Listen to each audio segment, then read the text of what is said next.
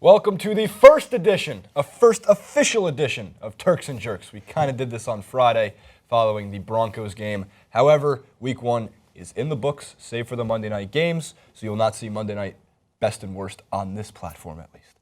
Regardless, a very interesting week to start the NFL. I say that because we thought, based on how entertaining the Broncos game was, we're not going to get that again. Games decided by 2 or 3 points, disparity between coaches, clock management. 4 one-point games. 4 one-point games. Right, that's a record. Terrible clock management by coaches that usually aren't bad at clock management, and that goes to, quote, Bill Belichick and Bruce Arians. Well, this virus is spreading. We talked about this last season, how you had a long rant. It's actually my favorite of the season, about how they need to actually hire one person to be a clock manager because apparently these head coaches don't know what they're doing as far as clock management anymore. Or maybe they're thinking about too many other things. The Belichick one was stunning. I mean, it didn't matter because he missed the kick, Right. but it was stunning. Bruce Arians back-to-back timeouts? But I think that's a foolish argument against him. You're talking about someone who's defended Bruce Arians for a long time. It's just surprising that his team was not set. Of all coaches, this is a man who's very good with this. I got it. But for Arians, he's looking to preserve time. You can do it on that set of downs, or you can do it on the next set of downs. But ultimately, those 2 timeouts that he took, they're going to save you a minute and a half, right? A minute 20, right? So it doesn't really matter whether you call them when the first number is 2 or when the first minute number starts with a 4. You're going to save that time, and then he had enough time, so it's irrelevant. He called the timeouts. Fair. So if he hadn't called him then he would have called him on the next drive, and we would have been largely in the same situation.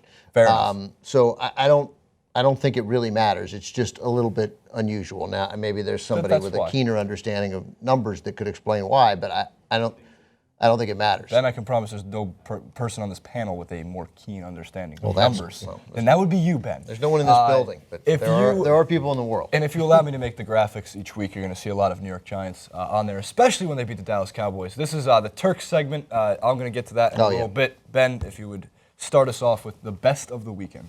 Oh, we're to start with Turks? We'll start with Turks. So it's a tough call because, first of all, I know JR has an excellent pick, and you have a pick. As is tradition.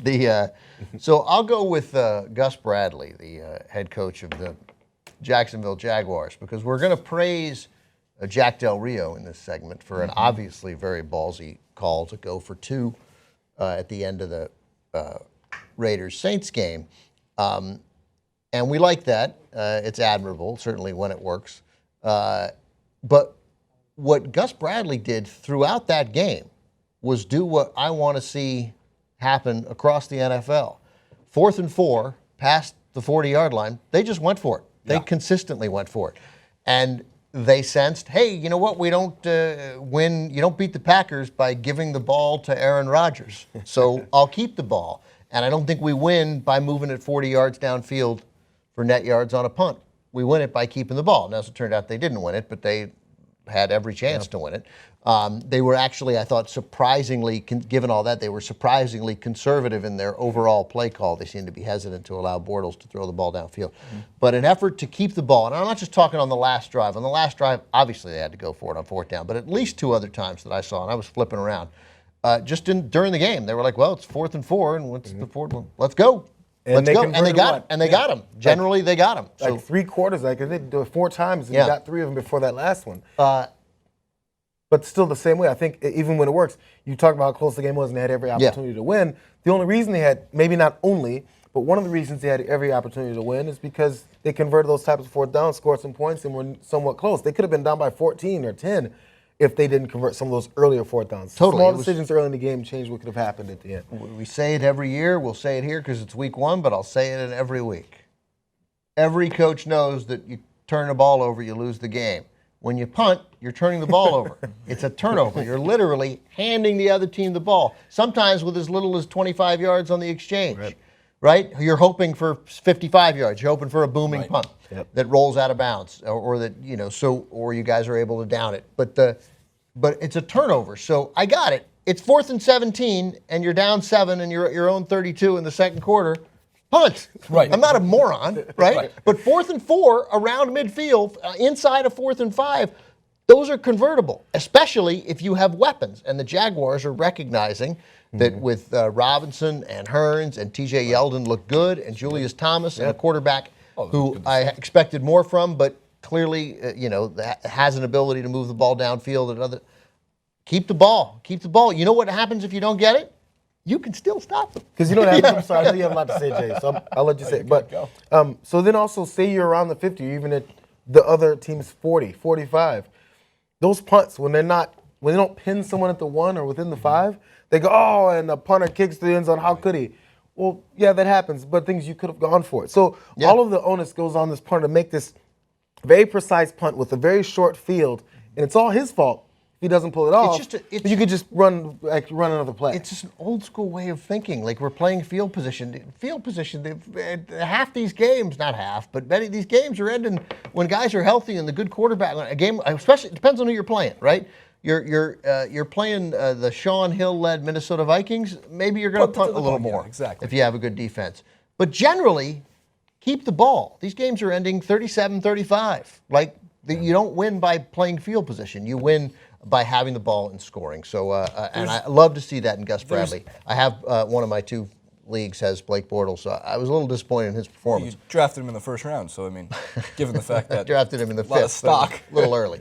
But I like it, and I like it a lot, and it makes me encouraged about what we'll see from the Jaguars, who I don't suspect will be a playoff team this year, but could be fun to watch. I'm going to save more on the Packers actually for Jerks, just because I don't know Mike McCarthy should have a job anymore.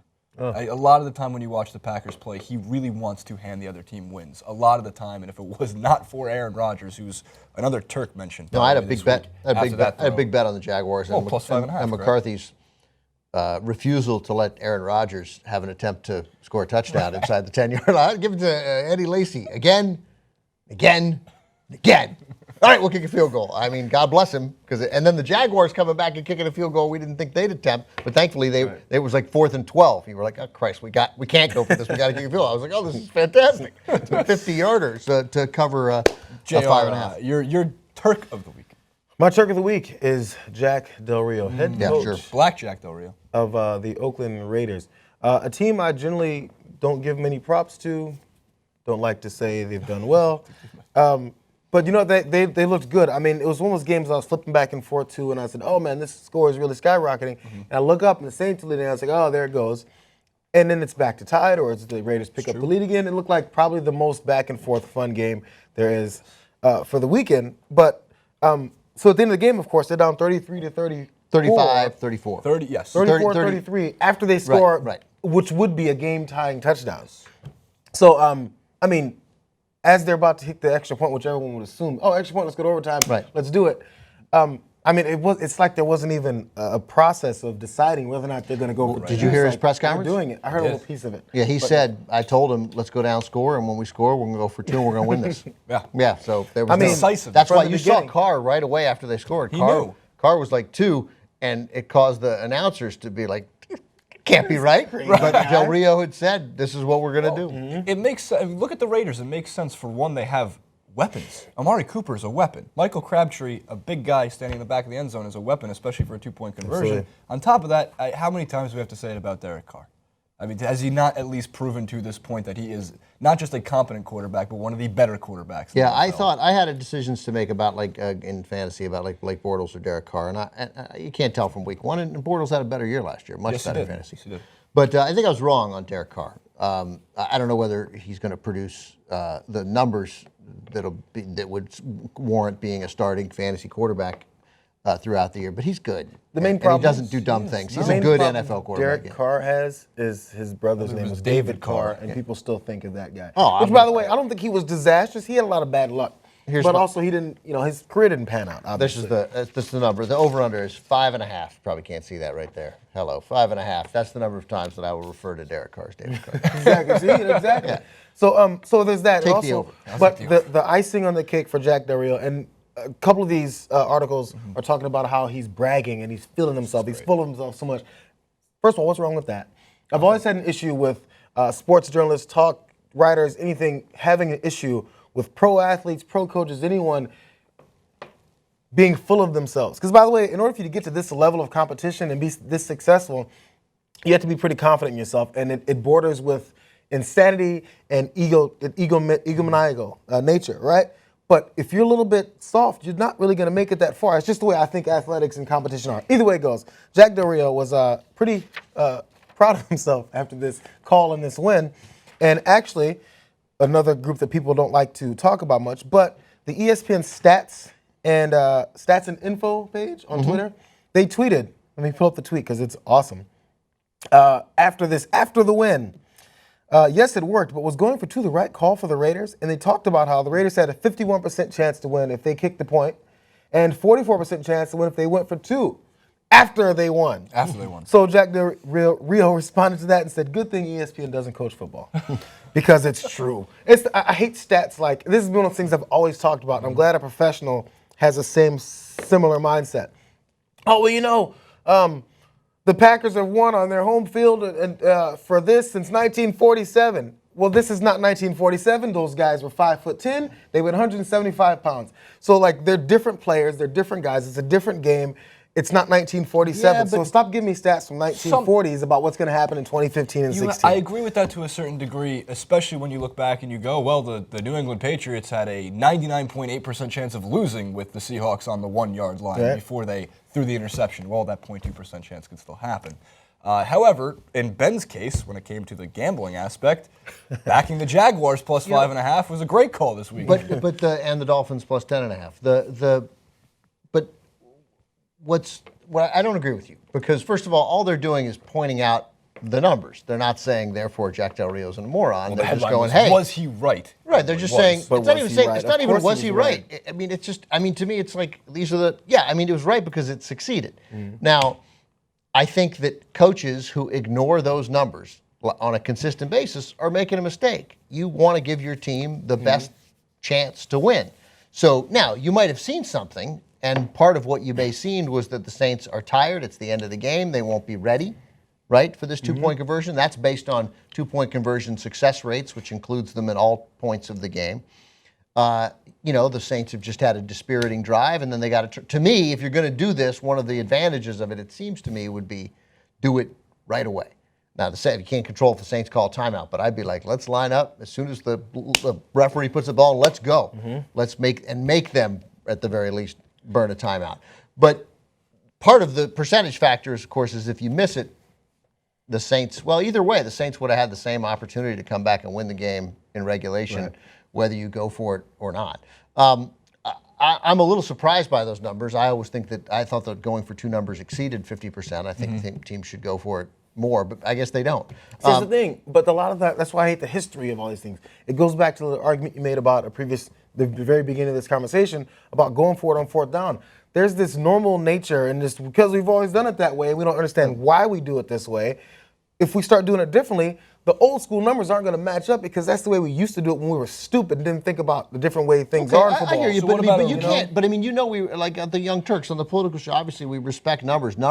The past is an indicator. It's not the only indicator because you still have to perform, but it is an indicator of the present. So it seems to me that it's worthy to know those numbers. Now, if you're Sean Hill and the Vikings, don't do it, right? Because you don't have the weapons. Right. Who's more likely to secure a 2-point conversion? Sean Hill, and I love Sean Hill. I'm sorry to keep using it, but I mean Sean Hill to go with RG3 because the Browns looked bad. Okay, RG3. There you go. To Terrell Pryor. Brian Hartline, who had an awesome catch. Yeah, he did have a great realize catch. he doesn't play probably in the league anymore. Right, he and used to certainly play not for the Dolphins. But he used to play for the Dolphins, right? So and he used to play for Cleveland, didn't he? I think for a year. Yeah, so 6 anyway, weeks. okay, so RG3 to Terrell Pryor is not the same as not David Carr to Michael Crabtree, Amari Cooper, and those backs out of the back. Their third string running back breaking the 75-yard touchdown run. So your personnel matters, and against the Saint defense that was clearly could be beaten, right? So and you don't give Drew Brees the ball in overtime, right? No, at least that's chance because at least look what happened with the Brandon Cooks reception for 98 yards down the sideline. I mean, the guy can pull out big plays in his own building. He's been doing it Anyway, years. yeah. Last, and I'll make it very quick. 700 days since Victor Cruz has stepped on the NFL field for a regular season game. He was in the preseason this year as well. Before Odell Beckham Jr. had even burst out into the scene, the New York Giants had one of the better receivers in the NFL, who was salsa dancing. Forget, he had one great year and then a bad year after that. Well, yeah. And then got hurt. Right, one of the better receivers in the NFL. And Unclear. there's no drastic statement there. No drastic. Salsa dancing all around the end zone. So for one, no one really knew what to expect out of Victor Cruz coming into this game, similar to how no one really knew what to expect out of Carson Wentz. Are they ready? Should we really ease them into these games? Victor Cruz said he was not sleeping for a week before this game.